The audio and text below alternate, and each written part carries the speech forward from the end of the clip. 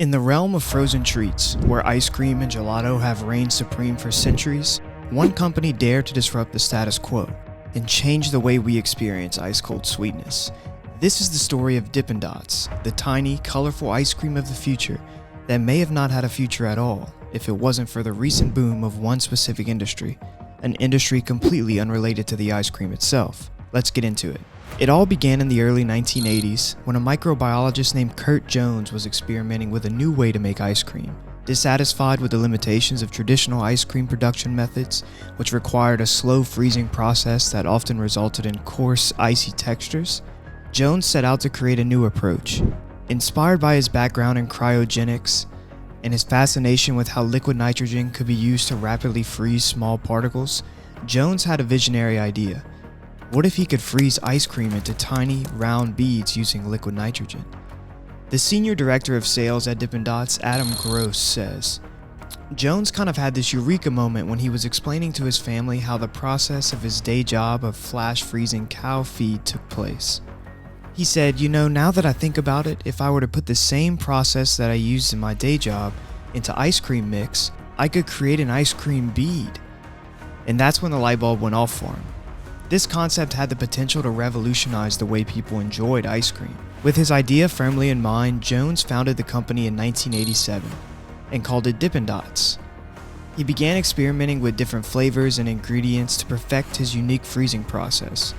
Liquid nitrogen, which has a temperature of minus 320 degrees Fahrenheit or minus 195 degrees Celsius, played a pivotal role in this endeavor.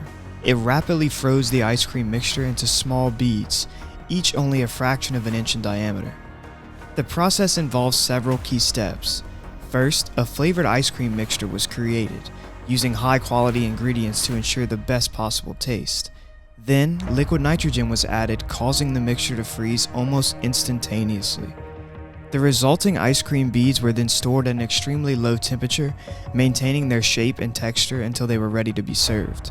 With his revolutionary product ready for the world, Curt Jones faced the challenge of finding a market for Dippin Dots. He went to many ice cream parlors asking him to sell his new product, but they all turned him down, stating that the product was just too different to serve alongside their ice cream offerings. So Jones and his wife Kay decided that they would sell it themselves. The couple opened the first Dippin Dots storefront in Lexington, Kentucky. Flavors included vanilla, chocolate, strawberry, Neapolitan, peanut butter, and strawberry cheesecake yogurt. But the shop closed 9 months later when they were unable to attract many customers. But he soon found an unlikely ally: amusement parks.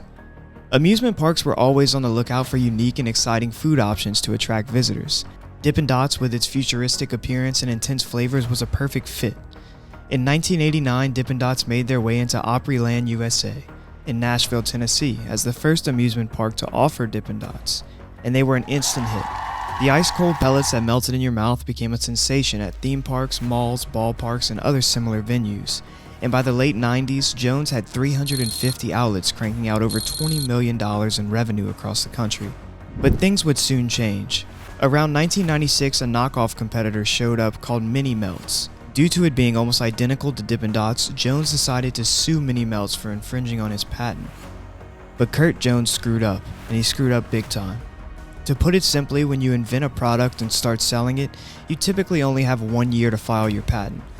Since he opened the first Dippin Dots location in 1987, he made the major mistake by not filing for his patent until 1989.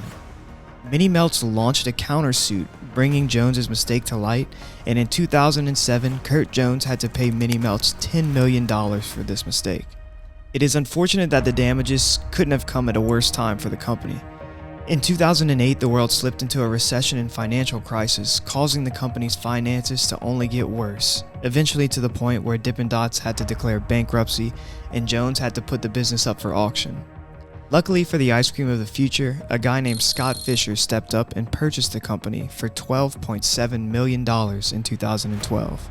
Scott saw an opportunity, not just for the mini ice cream beads, but for the original intellectual property too.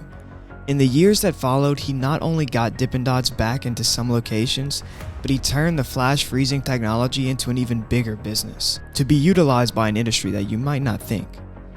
As it turns out, the dot forming process was great for pharmaceutical companies to increase the shelf life of certain products, but it was even better for plant-based meat companies like Impossible and Beyond Meat to simulate natural fat in the meat because of the way the beads melted in your mouth. The non-ice cream side of the business used in these meat substitutes now outsells the original ice cream treat by a healthy margin, with the total business doing over $330 million in revenue per year.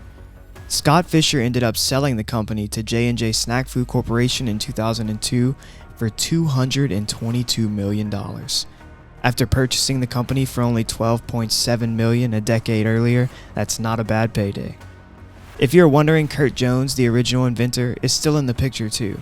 He's just a franchisee, selling Dippin Dots at his own store. Today, Dippin Dots continues to be a beloved frozen treat enjoyed by millions of people around the world. They've expanded their reach to include international markets and online convenience by allowing you to get ice cream delivered straight to your door. Although not very well known yet, Dippin Dots does have a mascot named Frozetti the Yeti, which was introduced in early 2016. A contest was held for fans to name the Yeti, and Frozetti was chosen from over 32,000 submissions. It's hard to believe that not one of those submissions was better than Frozetti the Yeti, but anyway, next time you enjoy a cup of Dippin Dots at an amusement park or order them online, remember that you're savoring a taste of sweet innovation and a true American success story. In a world where some might say that you can't reinvent ice cream, Dippin Dots did, one tiny ice cream bead at a time. That's all I've got for you on the history of Dippin Dots. I hope you enjoyed it. If you like this type of content, feel free to like, comment, and subscribe, and I'll catch you guys in the next one. See ya.